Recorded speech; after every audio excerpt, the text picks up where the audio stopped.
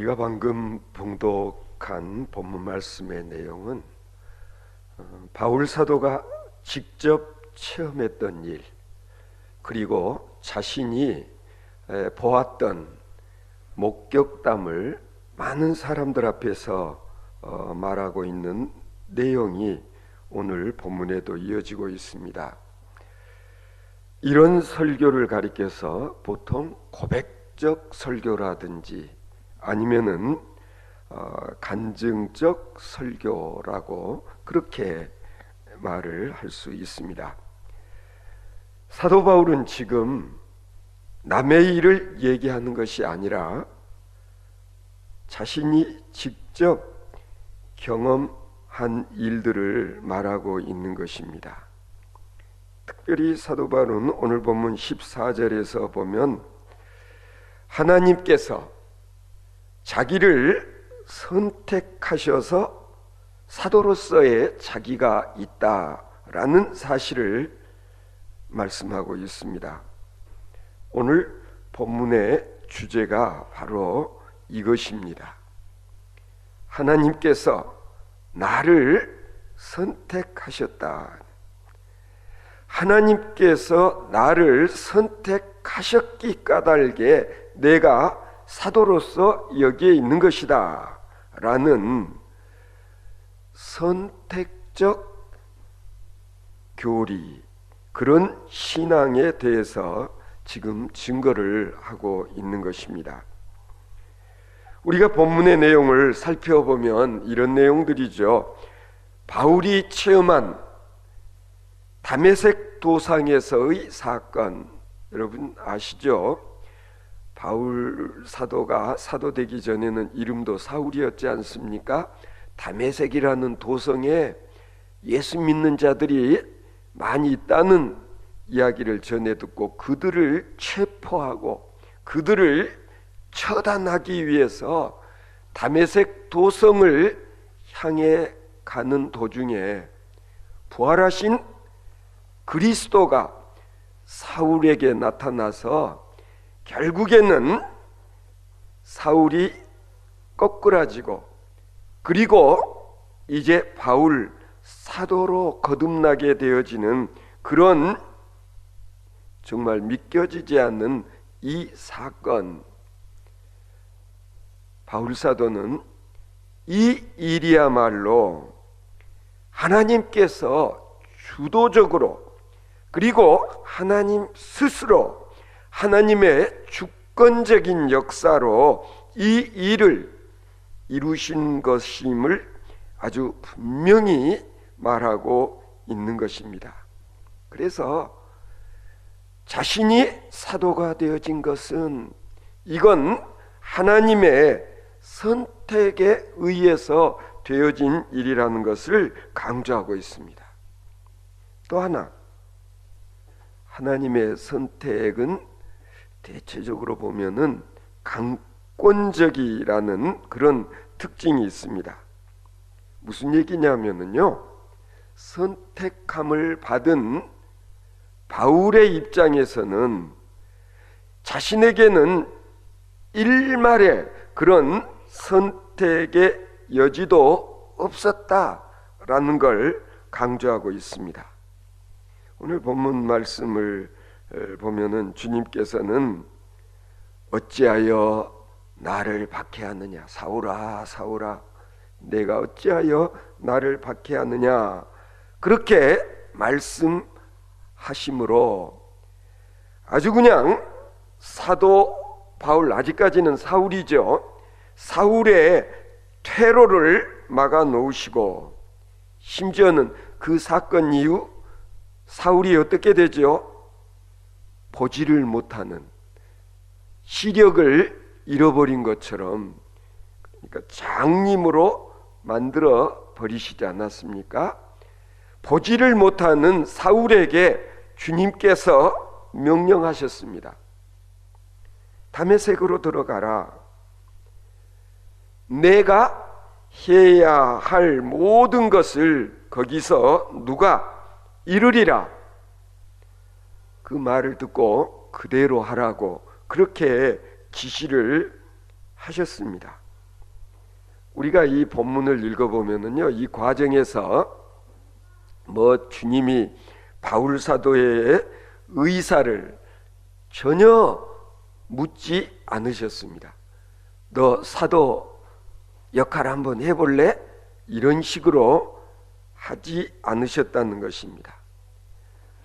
바울에게는 조금의 선택권도 주시지를 않으시고 그야말로 강권적으로 사도의 길을 가도록 하셨다. 바울 사도만 그랬을까? 여러분, 적어도 예수 믿는 사람의 신앙에는 이와 같은 선택 교리가 있어야 됩니다. 바울 사도만이 아니라 실은 내가 그리스도인 된 것도, 내가 주의 종이 된 것도, 내가 그리스도의 일꾼이 되어진 것도, 이건 하나님의 선택에 의해서 하나님께서 강권적으로 나도 이 길을 가게 하셨다라는 그런 믿음과 그런 신앙 고백이 있어야 된다는 거예요.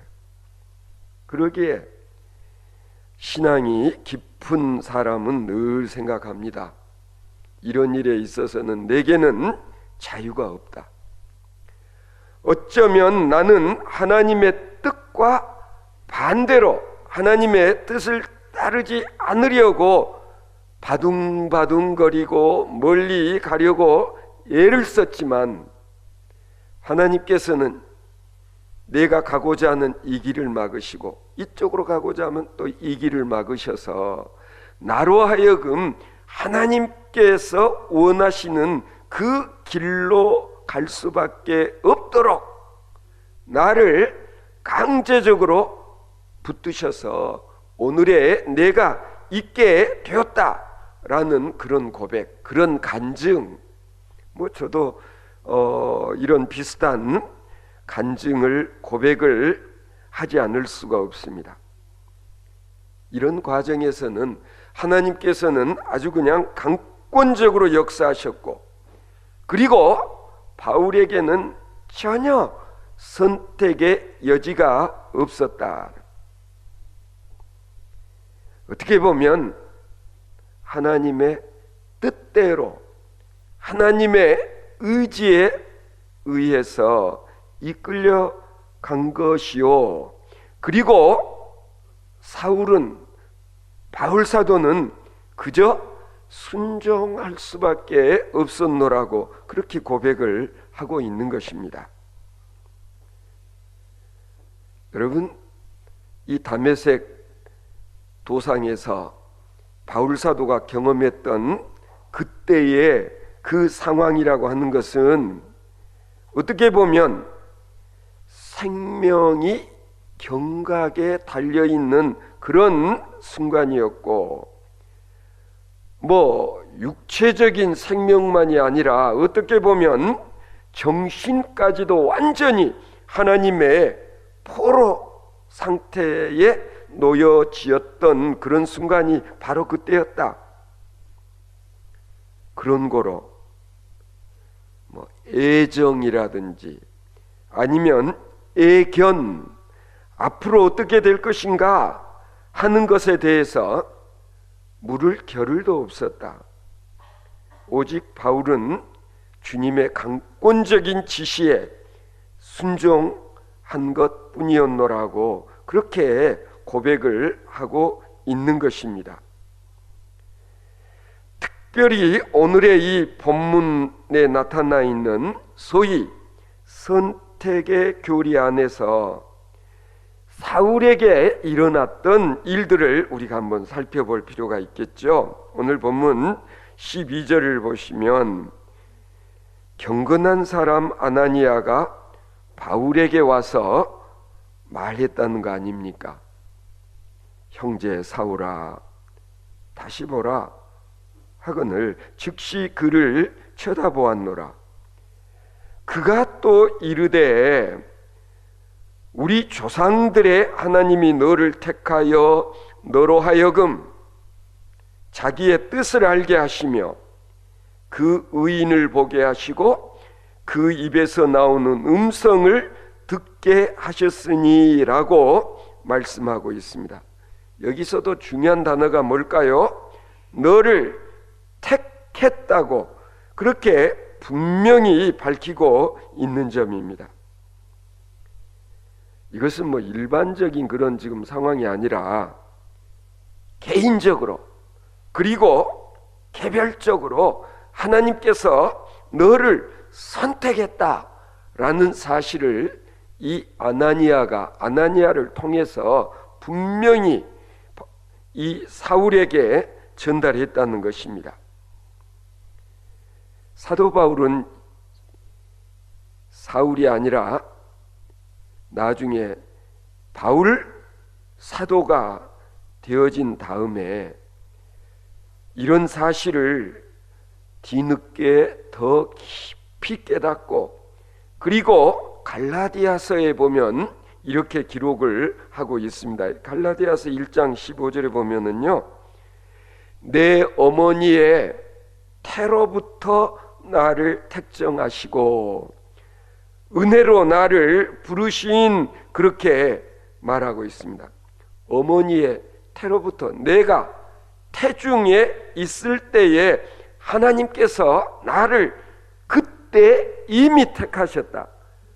그러니 내가 어머니 지금 태중에 있었을 때에 이것은 뭘 의미하는 것입니까? 내가 뭐 의식하기 이전에 뭐 이런저런 공부를 하기 전에 내가 뭔가를 깨닫기 전에 이미 하나님께서는 나를 주의 사도로 택정하셨음을 바울 사도는 고백을 하고 있는 것입니다.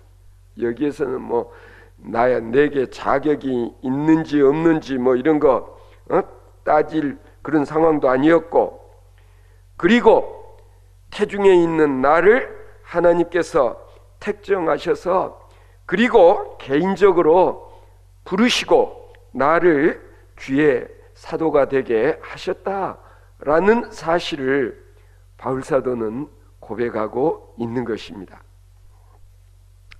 여러분, 우리도 사실은 그렇습니다. 우리가 뭐 무슨 일을 하든지 무슨 결정을 내리든지 간에 이것이 내가 이 세상에 태어난 목적이요, 내가 태어나기 전부터 하나님께서는 다 뭔가 내정을 하시고 그리고 섭리하신 바에 의해서 그 섭리 가운데서 오늘의 내가 존재하는 것이다.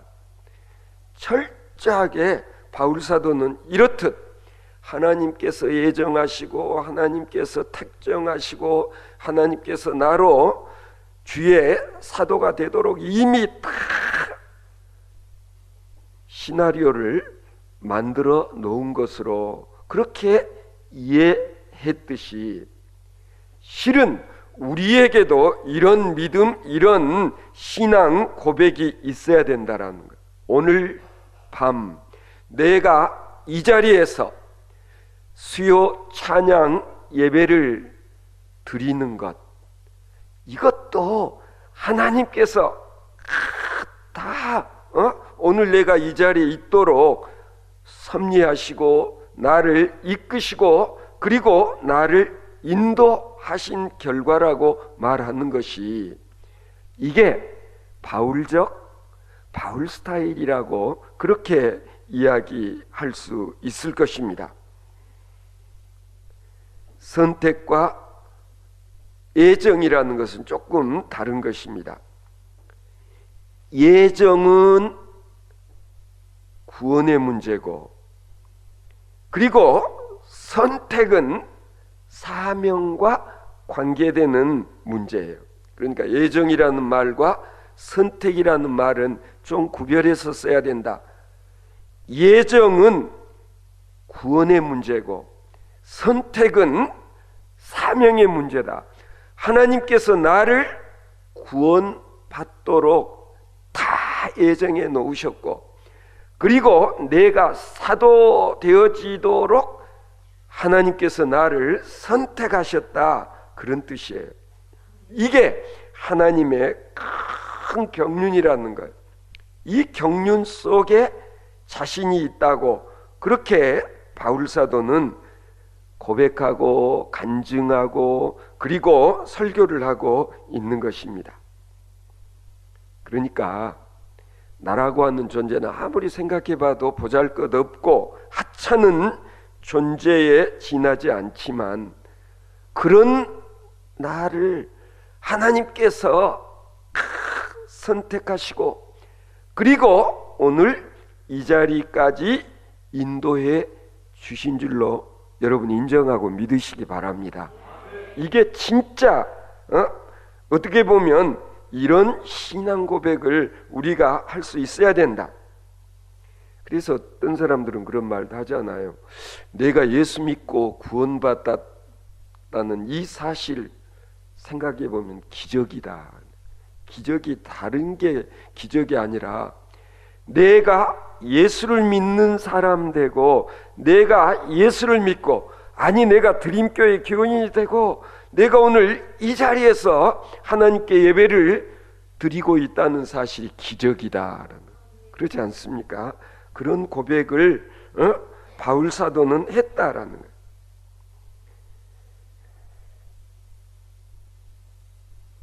바울 사도가 생각해 보니 자기가 바울 사도 되기 이전에는 진짜 예수 믿는 사람을 얼마나 괴롭혔어요. 핍박했어요. 박해를 했습니까? 그런데 그런 나를 하나님께서 선택하셨다.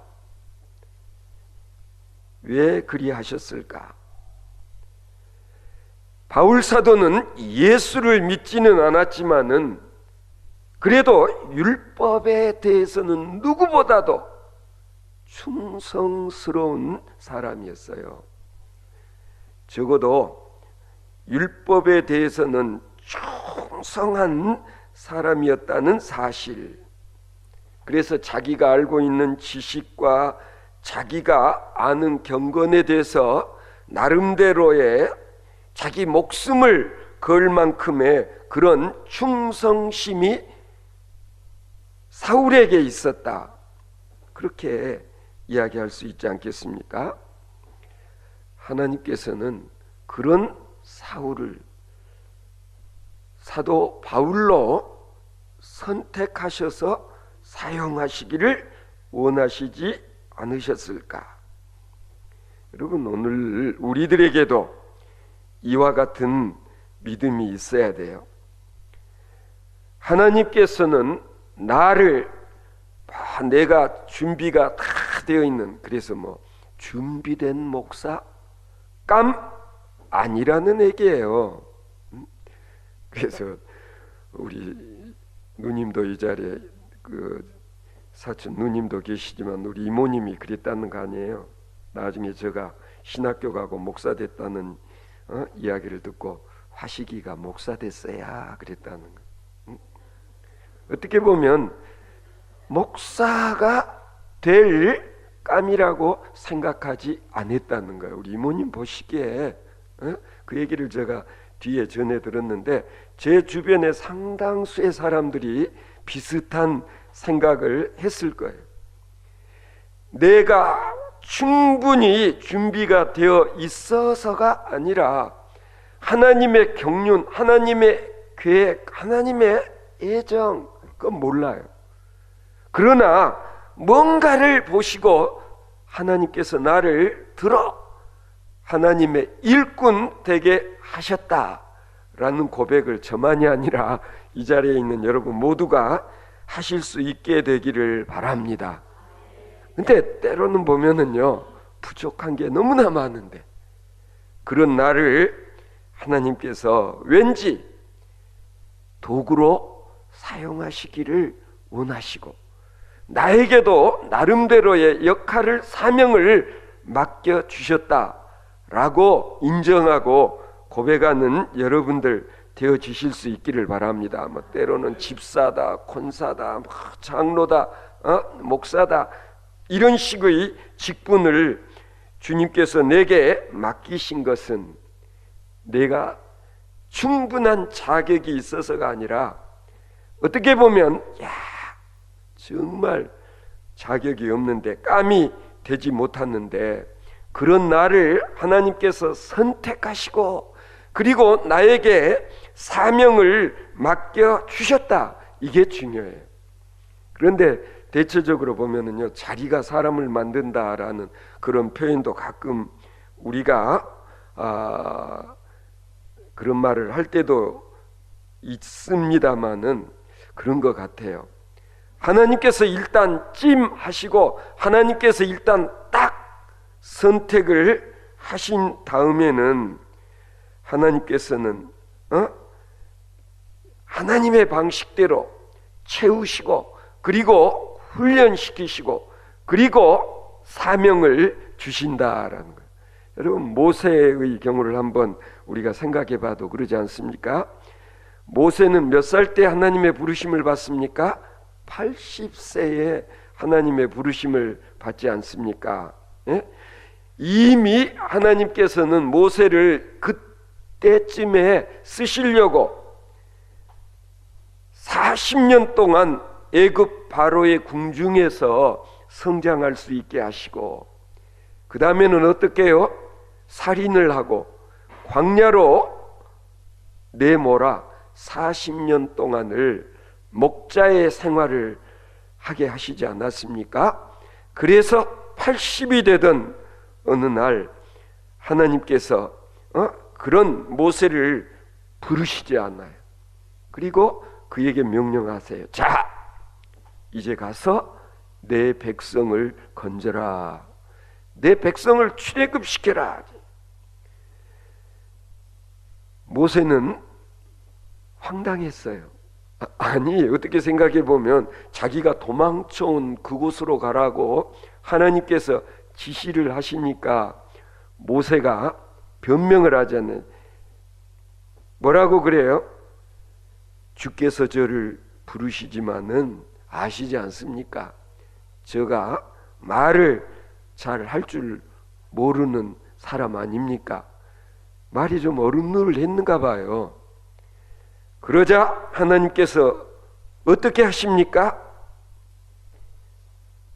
그래, 내가 말을 잘 못한다면 말 잘하는 내 형을 동반시켜 주마. 내 형을 붙여주마. 그래서 우리들의 기준, 우리들의 판단 같으면은 요 일을 하려면 언변이 좋아야 된다. 그렇다면 처음부터 모세가 아니라 모세의 형 아론을 아예 찜하시고 그를 선택하시고 그에게 사명을 맡기시지. 그런 생각 들지 않아요? 그러나 왜인지는 모르지만은 하나님께서는 모세를 선택하셨다. 그리고 본인이 나는 이런 점이 부족합니다. 나는 말을 못해서 감히 바로에게 가서 말할 자신이 없습니다. 그래, 걱정 마. 말 잘하는 너의 형 아론을 붙여주마. 하나님의 방법은 그렇다라는 거예요. 먼저 선택을 하시고 그리고 부족한 것은 하나님께서 이리 채우시고 저리 채우셔서 주어진 사명을 감당할 수 있게 하시는 하나님이신 것을 믿으시기 바랍니다. 그러니까 핑계대거나 변명하지 말라는 거예요. 하나님께서는 사도 바울을 선택하시고도 말씀하셨습니다. 오늘 보면 21절에 보면 뭐라고 그랬어요? 떠나가라, 내가 너를 멀리 이방인에게 보내리라 하셨느니라. 하나님께서는 사울을 바울 사도 되게 하신 다음에 어디에 쓰시려고 그랬다고요? 이방인을 구원하는 하나님의 일꾼으로 쓰시려고 그랬다는 걸 분명히 말씀하시지 않았습니까? 그래서 길리기야 다소에서 바울을 태어나게 하셨는지도 모르겠다. 그런 이방 지역에서 태어나게 해서 이방 지역 문화권 속에서 성장하게 하였을 뿐만 아니라 또한 당대의 최고의 지성이라고 할 수 있는 가말리엘의 문화생이 되게 하셔서 히브리적인 것 그리고 헬라적인 것을 다 두루 섭렵하게 하신 다음에 그런 바울을 이방 지역에 하나님의 귀한 사도로서의 역할을 감당하게 하신다는 걸 초장에 이야기했잖아요. 그런데 그 다음에 바울이 한 일을 가만히 보면은요, 하나님이 그렇게 딱 지시를 했으면 하나님의 지시에 그대로 순종했으면 좋았을 텐데 자꾸 바울 사도가 곁길로 가려고 했는데, 곁길이라는 게 뭐냐면 자기 동족 유대인을 구원하는 일을 병행하려고 했다라는 거예요. 왜 바울 사도가 핍박을 당하고 뒤에 보면 박해를 당했습니까? 자기 동족 유태인들로부터. 바울 사도가 아예 유태인은 자기 동족은 하나님께서 누군가를 시켜서 복음을 전하고 구원하시게 될 것이라고 생각하고 하나님 지시하신 대로 이방 지역에서 이방인들 대상으로만 선교했으면 어쩌면 고생을 덜 했을지도 몰라요. 바울 사도가 고생했을 때는 언제였냐? 꼭 자기 동족들 이렇게로 인해서 핍박을 당하고 박해를 당했다는 사실을 보면은 그런 생각이 들지 않습니까? 왜 그런가요? 바울 서신을 쭉 읽어보면은요, 바울 사도가 이방 지역에서 전도하고 선교한 일은 아주 성공적이었어요. 이방인들에게는 바울 사도의 복음 전하는 게 아주 잘 먹혀 들어갔어요. 어떻게 보면은 쓸데없는 고생을 사서 한 셈인데 그 이유는 왜였는가? 하나님의 지시를 100% 받아들이고 순종하지 않았기 때문이다. 그렇게 밖에는 설명을 할 수가 없어요. 왜 바울 사도가 자꾸 자기 동족 유대인들을 생각하고 관심을 갖지 않으면 안 되었나? 로마서 9장 3절에 보면 이런 기록이 있어요. 나의 형제 곧 골육의 친척을 위하여 내 자신이 저주를 받아 그리스도에게서 끊어질지라도 원하는 바로라. 자기 골육 친척이 그리스도에게 돌아올 수만 있다면 자신은 그리스도로부터 끊어져도 좋다. 내 한 몸 희생함으로 인해서 내 동족, 내 골육 친척들이 구원받을 수 있다면 나는 그것을 선택하겠다. 그런데 이게 문제였다는 얘기죠. 이런 바울의 자세와 태도가 선교 여정 과정에서 엄청난 핍박과 박해를 불러왔다는 사실을 우리가 한번 곰곰이 곰씹어 볼 필요가 있는 거예요. 따라서 오늘 나는 하나님께서 나를 선택하실 때에 나에게 어떤 사명을 맡기시려고 나를 부르셨을까? 이걸 생각하고, 그리고 주님께서 내게 맡겨주신 사명이 이것이다 라고 확신이 서면 곁눈질하지 말라는. 그때는 그 길을 향하여서 외골수적으로 치고 나가라, 그런 뜻이에요. 오늘 본문에 보는 대로 하나님께서는 사도 바울로 하여금 증인되게 하셨다. 자신이 보고 듣고 경험한 바를 통해서 당신의 뜻을 알게 하시고 의인을 보게 하시고 음성을 듣게 하시고 그리고 온 생애를 통하여 증거하게 하셨다. 대단히 중요한 일 아닙니까? 성도 여러분, 지금도 마찬가지입니다. 하나님께서는 분명히 나를 선택하시고 나를 이 교회 교인 되게 하시고 오늘 또 내가 이 자리에 있게 하신 것은 하나님께서 나로 하여금 보게 하고 나로 하여금 듣게 하고 나로 하여금 깨닫게 하고 나로 하여금 분별할 수 있게 하셔서 하나님이 내게 맡겨주신 사명에 충성하는 그리스도인, 그리스도의 귀한 일꾼 되어질 수 있게 하심이라는 사실을 우리는 바울 사도를 보면서 다시 한번 생각할 수 있어야 돼요. 이게 바로 바울 사도의 설교의 결론이라 그렇게 말씀드릴 수가 있는 거죠. 오늘 본문 15절 보시면 내가 그를 위하여 모든 사람 앞에서 즉 예수 그리스도를 위하여 모든 사람 앞에서 너의 보고 들은 것에 증인이 되리라. 이혜성 권사님 그 20세 젊은 나이에 서독으로 파독되어서 어떻게 보면 간호사로서 수없이 많이 만났던 이 독일인들에게, 그렇잖아요, 한국인으로서 그리스도인이 어떤 사람인가를 보여줄 수 있는 기회를 주시고 그리고 하나님께서 도구로 사용하시고 오늘 또 들어보면 프랑크푸르트에서 제일 큰 한인 교회 교인이 되게 하시고 그 교회에서 이 목사님을 도와 그래도 정말 성전 건축이라고 하는 그런 큰 일까지 하는데 일조할 수 있게 했다는 간증. 그러니까 이게 가만히 보면 하나님께서는 이미 시나리오를 완벽하게 다 마련해 놓고 계시지 않고서야 어떻게 이런 일이 가능할 수 있었겠느냐. 파독 선교사에게. 그렇지 않아요?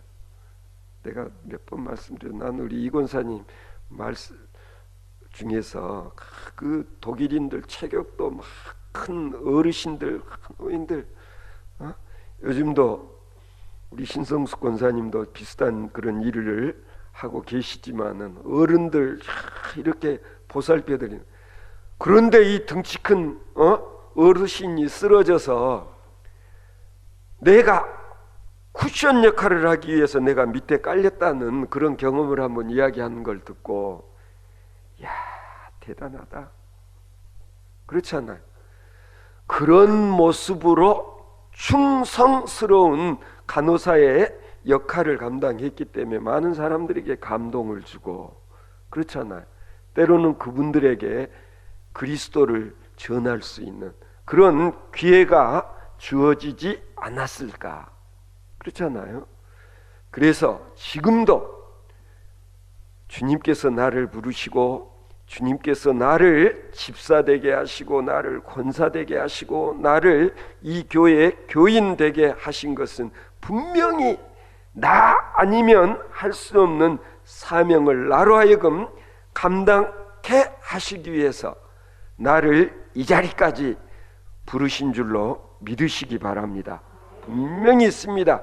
사명이 있습니다. 역할이 있습니다. 그것이 무엇일까?